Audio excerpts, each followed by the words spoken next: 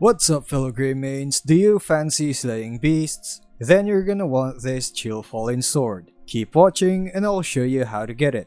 The Chillfallen Sword doesn't just win in style, it also wins in stats, with 17 points of attack damage, 2 levels in attack speed with a default tier 3 refinement. It also has 3 Abyss gears, one that provides 4% damage to beasts, 1 for attack speed, and 1 for basic attack. This cool sword, no pun intended, can be found west of Payloon. If you look carefully at my waypoint, the horizontal line aligns at the head of Payloon's letter I, and the vertical line to the first head of Hernan's letter H. If we zoom in, it's a bit to the southwest of First Finger Lake.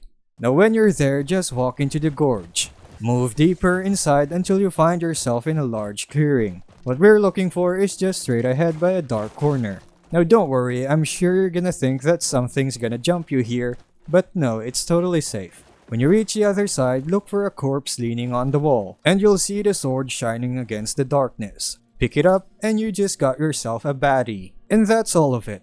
If you found this video helpful, don't forget to like and subscribe for more Crimson Desert guides. Thanks for tuning in, and I'll see you in the next video.